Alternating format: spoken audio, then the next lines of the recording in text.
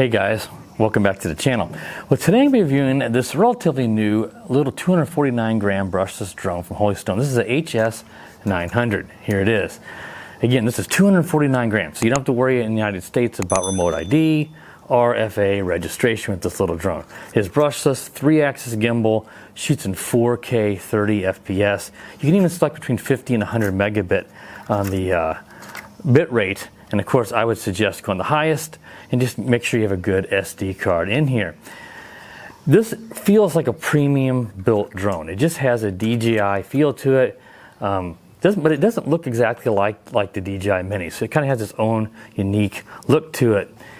And it comes with a really nice controller as well. Now, if you want to check out everything it comes with, the unboxing and table overview, though the table overview, I have to admit, is not super in-depth because I hadn't really had a chance to look it over too much yet.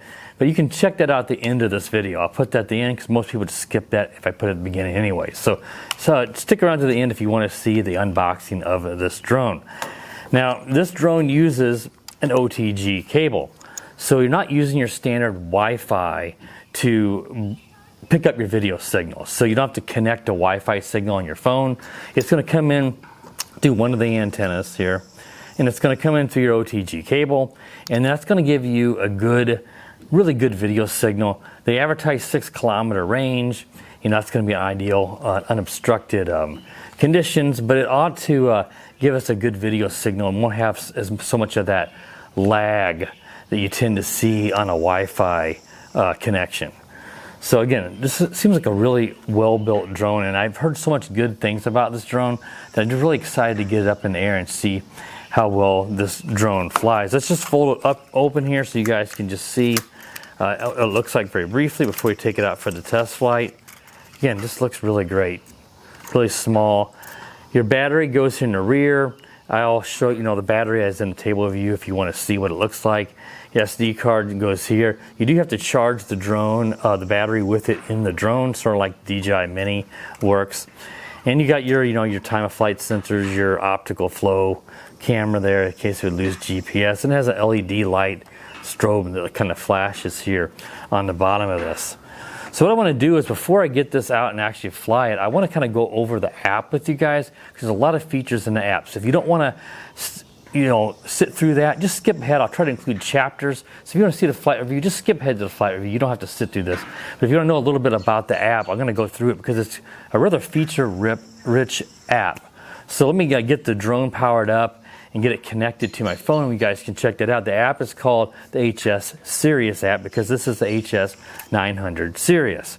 So let me get that connected, and then we'll go through the app and get this drone out for a test flight. So I'll be right back. All right, guys, so we have it connected here inside the app. You can see the drone's facing away from me here on the table. And what we want to do is kind of go through the different options inside the app here. So over here to the side, you have like your record button. You can switch between your photos and videos. And here, the second to the top icon here, if you click this is going to give you some of your camera options. I would recommend leaving it on auto unless you're a camera expert. Then you might want to switch it to pro. You can see if you switch it, you can change your ISO, shutter speed, EV, and such as that. Though I'll try to show you in a moment, you can manually adjust the EV using the controller, even within an auto mode.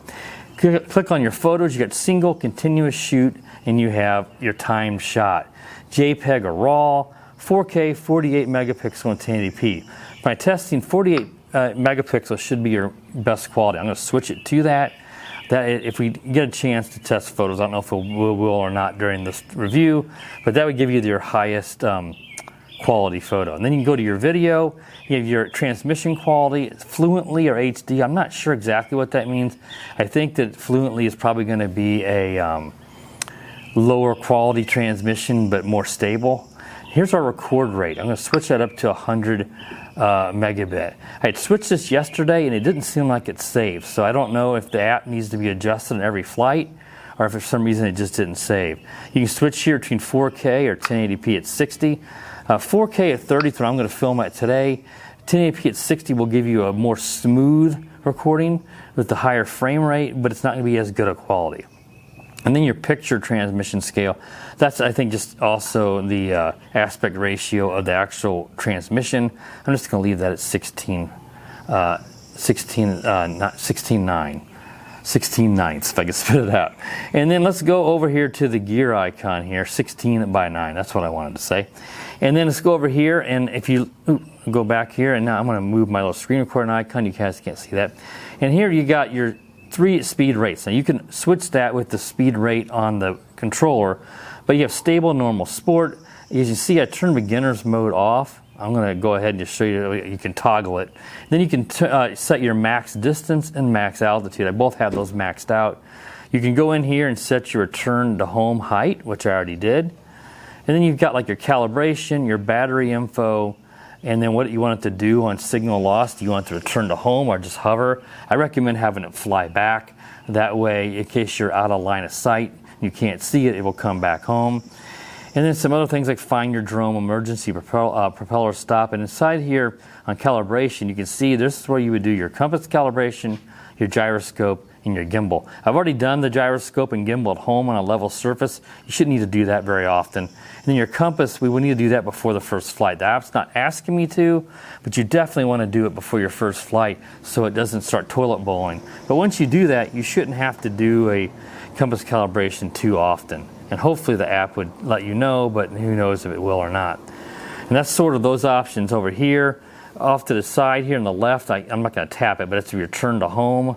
And then above it is where you're going to have like your time lapse, quick shots, and your smart follow. Now if I click on quick shot, it does come up here now. You can see you got your soaring, which is like a rocket mode where it kind of just goes straight up. You have a circle mode, and you have you call it gradual retreat, which we usually call a droney mode. I don't know if I have time to test those. I might today. I just want to kind of get it up in the air and see how this drone performs. Now also inside of here, you should, at some point there was something about firmware. Here we go, firmware version. Now I've already done a firmware update. You can check here. I'll put the screenshots. When I fired up the app, it asked me to do these. And you can see here the versions, but I'll show you the screenshot as well. And it was quite a few updates for the firmware. So you want to make sure you do those and you get the drone and you first fire it up, because they've done a lot of updates, which is good. It means Holy Stone is actively working to get this drone refined to where it's everything is working perfectly. I mean, DJI, they all have firmware updates to fix things. So, you know, it's very common. I'm just glad to see that you can do that, because the older Holy Stone drones didn't really have a firmware upgrade on many of them. So it's nice to see you can actually update this drone. And we can see now we got 89% battery. We've got 15 satellites up here where I tap. You can see there. And that should be pretty much everything. Down the bottom right, I think you can look at your gallery. Here's your zoom. This is just a digital zoom. You can go up to 4 times. And that's going to just be in your feed, but you can zoom in and look at stuff. All right, I think that kind of covers the app. What we're going to do now is I'm just going to get it out. I'm going to go ahead and calibrate the compass. I'm not going to show that in the video, but you're just going to rotate it horizontal a few times. It should beep at you a few times vertical, and then the drone's compass will be calibrated. Let's get it up here and fly it out towards the lake and just see how well this drone performs, so I'll be right back. All right, so I have the drone out here on the landing pad, and let's get it up here and fly it out towards the lake there and just see how well this drone does perform. I did do the compass calibration. It was very simple. A couple vertical, a couple horizontal, and it was good to go. Like I said, make sure you do that because the app was not making me do it. You definitely want to do that before your very first flight. So let's go ahead and start recording some video. So I want to switch it to the video option there where set it. Let's just double check to make sure that we are at the wrong one. Let's go to the yeah, it looked like it switched it again. I want 100 megapixel, megabit I should say, at 4K at 30. I don't know why the app is not saving that setting. I didn't even power it off. I just lost the drone powered itself off as I was sitting there, and it looks like that's reset. So let's go ahead and set that, and hopefully that does record at that rate. So let's go ahead and just start recording. Start record video. It says record video instead of record. And let's go ahead. I think you can do, let's see, I think it's both sticks. Is it both sticks out? There we go. Reach point has been refreshed. Please pay attention. And let's just give it throttle. Let's just let it hover there. And that's nice and stable. So we're not getting any toilet bowling. You can see that green light flashing on the bottom there. Now this is in the slowest rate. Now up here on the controller, and I don't know how this shows up, you can adjust your EV here by going left or right. Up and down is like cruising speed. Now, you can set a cruise control in here in the function button, and I did set that up. The function button is here in the rear. One press right now will recenter the gimbal. Two will actually kick it to cruise control, which will just keep the drone cruising at the same speed it is at the moment you press that. But they don't really tell you on the cruising speed what that actually does, so that's kind of interesting.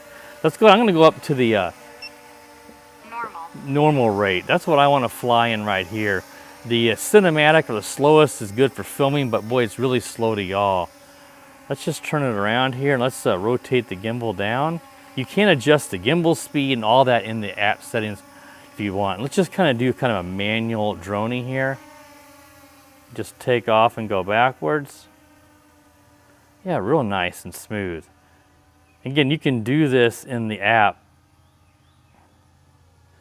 They have a different name for it, but yeah, and it's set on, like I said, the fluently on the transmission.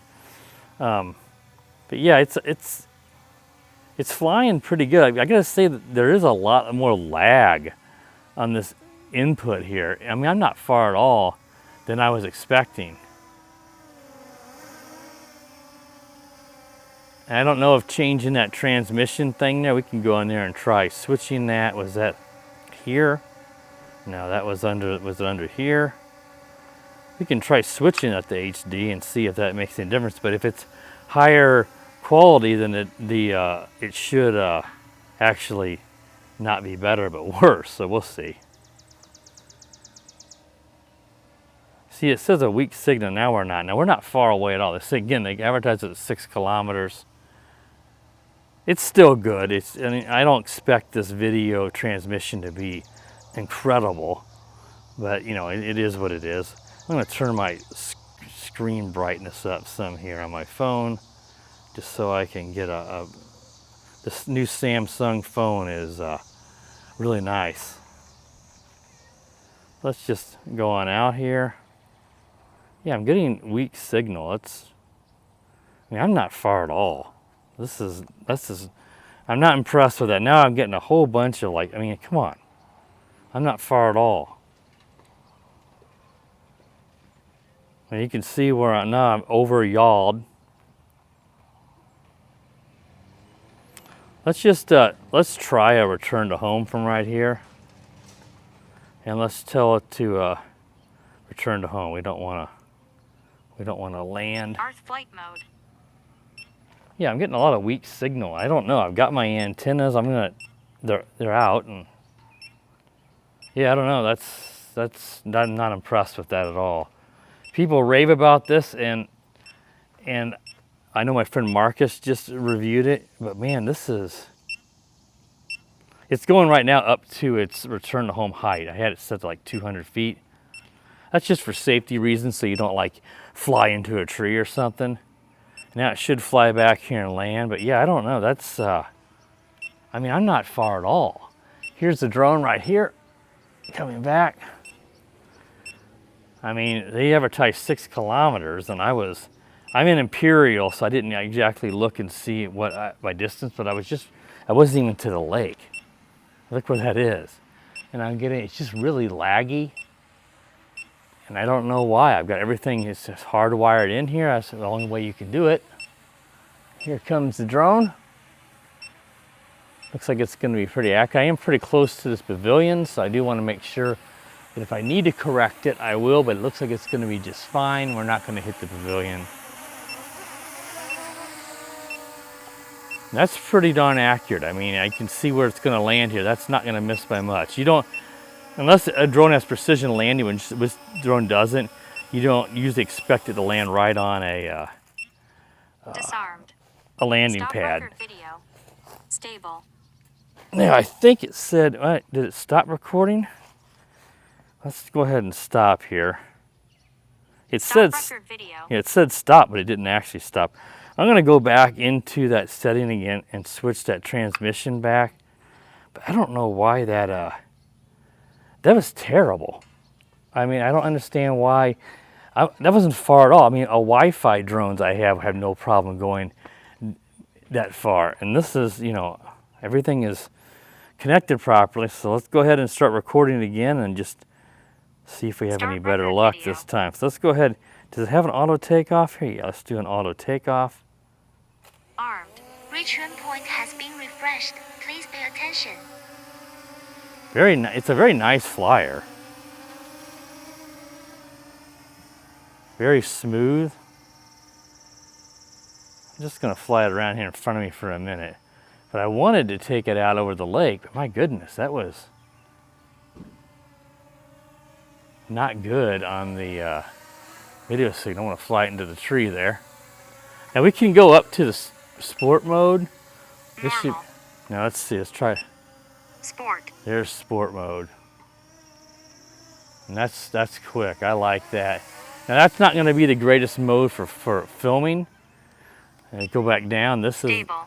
That's called stable, which a lot of people call cinematic. Here's normal.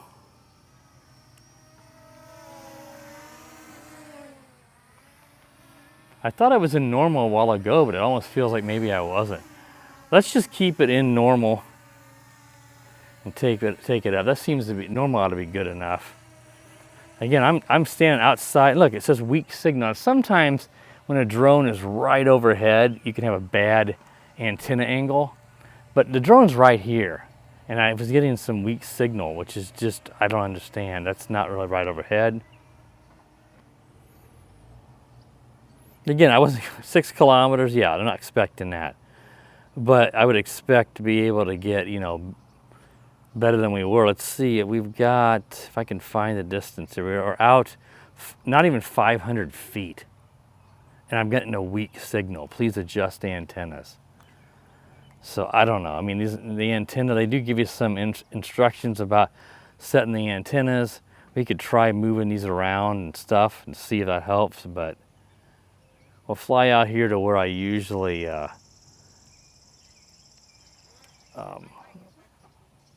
do the my RC boats, right from the boat ramp there. We can kind of look down here. Again, it's kind of breaking up. You can kind of see in the screen recording how it's sort of catching up, and we're only out 847 feet. Now there are some trees here that is obstructing the view, so let's get up higher and just look out again. Let's just kind of, there's the lake. And one thing is this drone I'll show you, you can really, now that's working pretty good there. We have a nice, stable, level horizon. I'm right over this way, so we're way up above those trees. One thing you can do with this drone is you can actually look up somewhat. Now check that out. That is something that I mean, look at that. If you had a drone that could aim up that much, you could have filmed like a solar eclipse, which wouldn't be good unless it was almost completely blacked out. But most of these drones don't film up, but this is enough that if you had something you wanted to see in the sky that was in the lower third of the horizon, you know, from the horizon up, you could certainly do that with this drone, and that is not common. Now we've lost some feed here. You know, it's acting up, so we're only out. We're not even out 1,000 feet, and I'm losing my feed. So there we're back getting our feed again. Again, I've been flying these drones for a long time. The antenna should be fine. You can't actually put this antenna out the other way. This is how you usually do it. So what I'm going to do is I'm just going to try to call it back because I'm not getting enough of a feed to... Now, one thing I think, if I remember right, from Marcus when he did his, is there could have been some issues with interference from like Wi-Fi or even my DJI mic. So I do have to wonder here if my DJI mic is not causing some issues. And because it's running on a similar, and it could be interfering with the signal coming in. So what I might do here in a second is just disconnect the mic and then switch to my my internal speaker on my on my DJI Osmo if I spit it out. We'll try that here after we land because I'm thinking that could be what it is. Because I'm going to think Marcus had some issues as well, and I think when he got away and switched that off, I want to think that's what it was. Here's the drone here.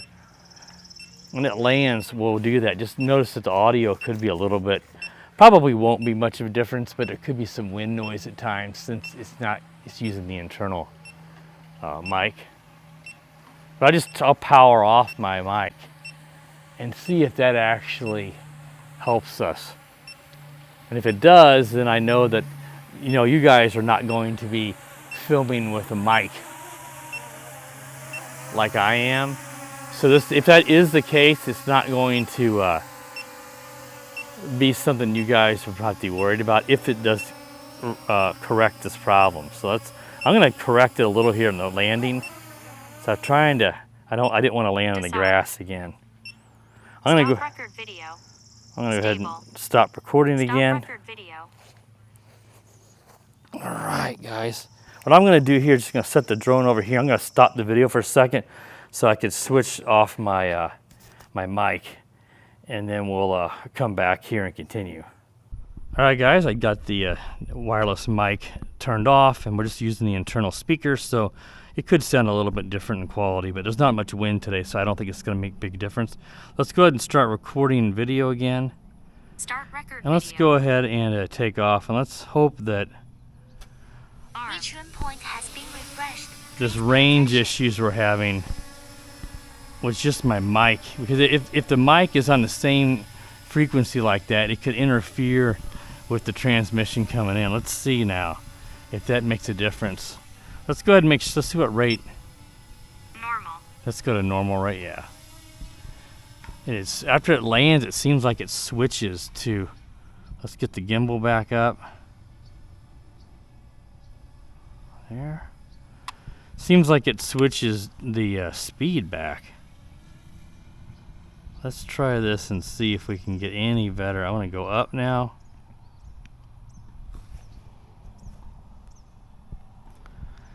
And now we're out over the lake.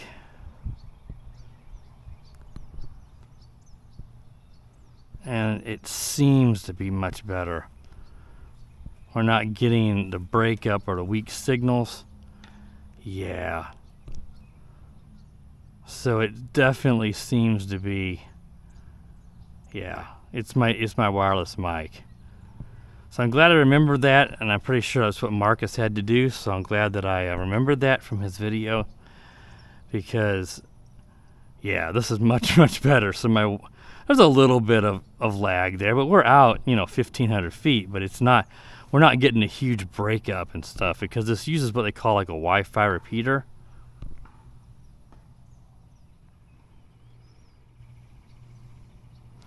And I think you guys could see before, even though that we're getting a breakup in the video, you can definitely look up, see? We can look up towards this. I'll show you how high it goes again. About like that. Now, if it's later in the day and the sun's down, getting closer to the horizon, I would recommend, not, over yawed. I would recommend, don't stare your camera at the sun. It'll probably handle it and just black it out, but that's would be a great way to possibly, damage your camera. Yeah, that flew real good, and we've seen return to home works well. So now my only concern was obviously, and it's going to kick into return home. I'm going to cancel that because we are flying back. So I'm glad that I caught that, because it certainly looked like, I'm thinking, man, what's wrong with this drone? This range is terrible. Everything else is great. But that's why my mic was interfering, which you guys won't worry about that. You're not going to be out with a wireless mic while you're flying your drone, because unless you're a reviewer, there's no reason to be doing that. But I use it because it helps with sound quality, so you guys can hear me, and it eliminates the wind noise with the dead cat attachment and all that. And yeah, we're at 24%, and we'll have no problems flying back here.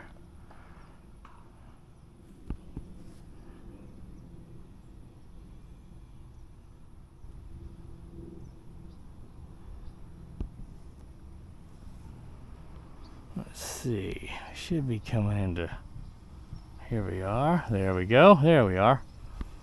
Yeah, this is an awesome little drone. I flew to the other end of the lake, which, you know, a good drone should be able to do that. It had no problems. I could have continued to go way farther, but I didn't have enough battery.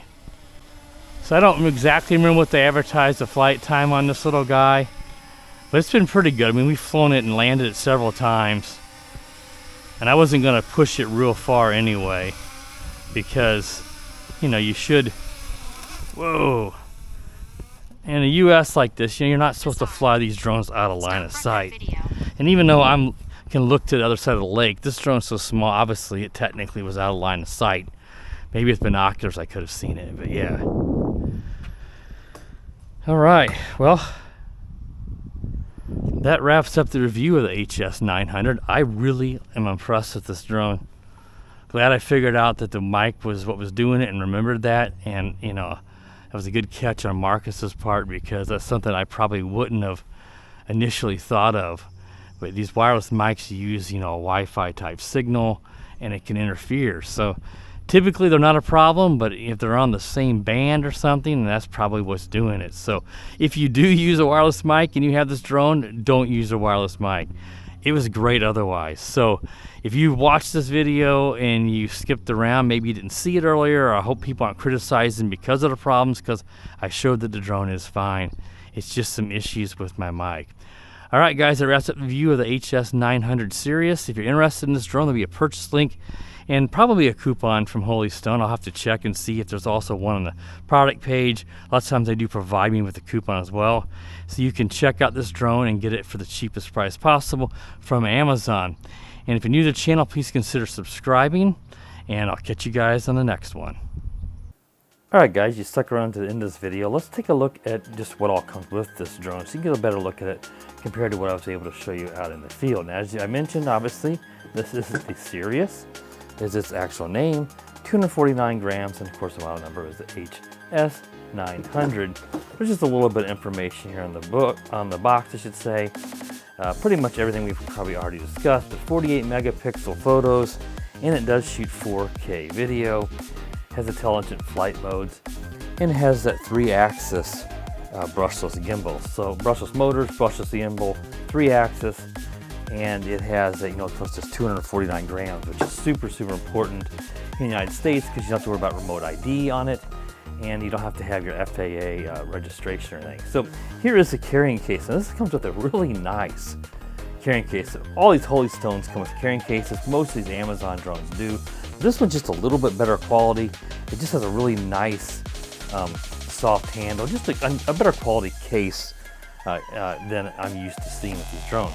As you can see here, this is filmed prior to the flight. I haven't opened up anything yet. So let's go ahead and just pull everything out of the carrying case.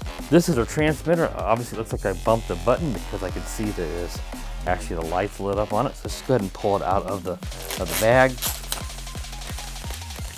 It's nice and sealed, that way it's you know, protected from the elements whenever it does arrive. And here is the controller, and you pull these handles down.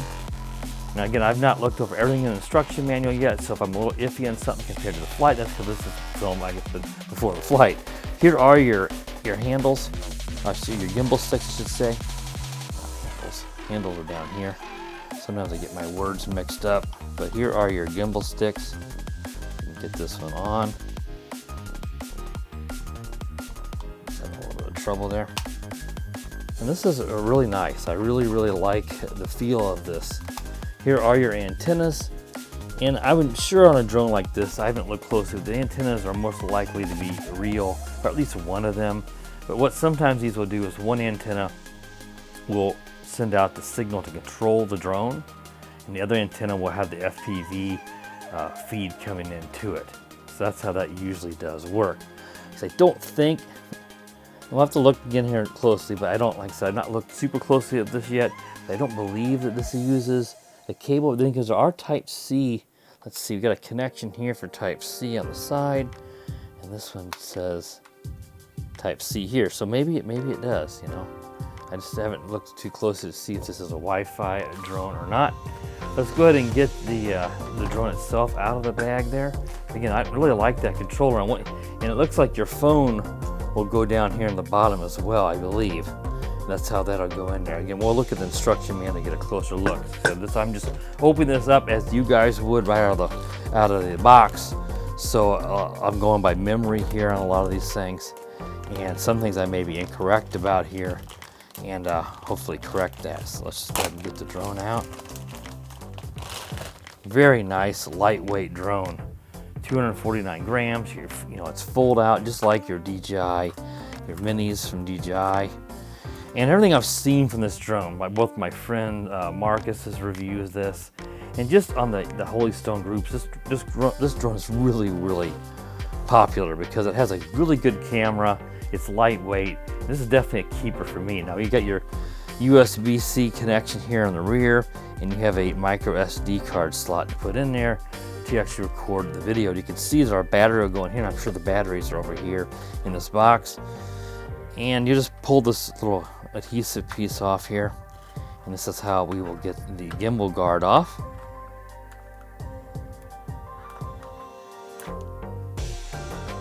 Here's a little gimbal guard. Now we can actually see the camera. There is a little bit of film on the front, so make sure that you do remove that before you fly, so that you don't have a haze over the camera, the pictures, or the video.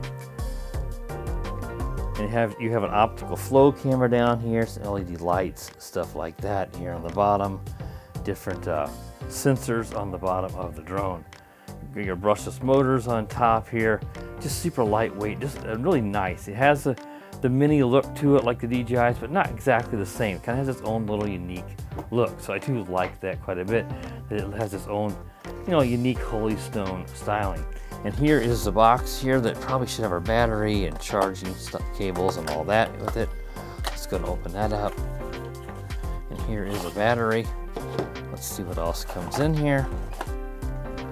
You can see we've got just a variety, probably have extra props, stuff like that. So let's see. Here's our battery. Here's a charging cable. Here's another charging cable. Here's some extra screws and pieces. You got some props here. And this is just a little screwdriver they always give you for actually replacing those propellers. If you need to take these screws out to actually replace them. So that's everything that comes in it. Let's open this bag up so we can take a look at the actual specs of the battery. It's just a single battery version here. There it is. What is the specs on this? Imagine it's probably going to be 2S, is it? It is lithium ion, a lithium polymer battery. 2200, or is that 2250 maybe? It's a little hard to read, very small.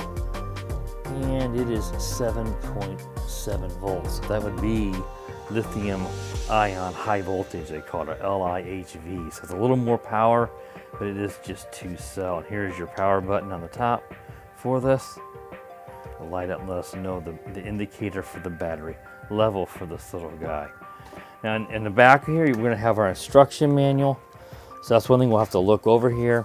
Of course, we saw it already in the flight, so we already know at this point you guys would be on whether does it use Wi-Fi or a cable to connect to the actual drone for the FPV feed or not.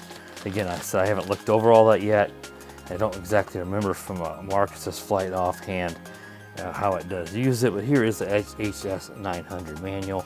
And it's obviously going to have all that information in there, including the app you're going to use, which is going to be the HS Sirius app. And here is that QR code. You might be able to scan it from the video, but your instruction manual is going to have it as well. And it just shows you have these 2 cables here. So it says that is your USB charging cables. 5 is your USB charging, 5 and 6 is your connection cables. So we'll be able to look here in the instruction manual very briefly and see how that all works. Front and the top, of course you got buttons on the top here as well with the controller for doing some photo, video, gimbal tilt, and all that neat stuff that you would expect on something like this. The different joystick modes. And you have your different rate speeds. And again, I'm not going to go over all that stuff here because a lot of that was just probably discussed and covered during the actual flight. Because I have to familiarize myself with this. It shows you how to charge the controller, which looks like it would be on the left side here is charging. And then repairing the drone. Of course, you know, at some point it's going to mention how to, it does show putting the phone down in the bottom here, like I mentioned, to pull those handles out a little farther to clip your phone in there. But that's sort of how DJI does. That's a good way where they're putting the phone up on top, where your controller gets a bit top heavy, it's out of balance, and your phones are more likely to fly out of those. These bigger phones nowadays. This is a better way of doing it. Mentions your antenna angles on your controller and the app and the interface. Powering it on and pairing it. I'm just looking here closely to see. I may have passed it up, but how do you actually, when you actually put the phone in here? I'm just wondering, how do you connect it? Do you connect it to the Wi-Fi, or is it actually using that cable? That's something I'll have to figure out here as I go through the instructions, but again, this is just a quick kind of what do you get with the drone at the end of the video. Obviously, all that stuff was figured out prior during the flight, so don't hold too much against me here, guys. This is brand new, opening it all up, so I'm trying to sort it out in real time without scratching my head too long in the video. But all this stuff was obviously visible and tested and explained at least briefly during the flight review. But I always like to show you guys a table overview, I call this. So it's not a typical table review because obviously that's not very thorough, but it gives you a chance at least to be able to see what comes with this drone if you would want to buy it. I like to stick at the end of the video, that way you guys, I don't always do that, but sitting to the end, you get to what you really want to see the flight, and you don't have to skim through a bunch of boring table stuff to get to that flight, which a lot of people end up just leaving the video because they don't want to take the time to skip. Alright guys, that should wrap up this review of the HS900. You got my thoughts about the drone itself during the flight, and this is of course the table portion. If you're new to the channel, please consider subscribing. Or you gotta click that bell that way you'll be notified when I do upload new videos. And as always guys, have a wonderful day. The power of the dark side.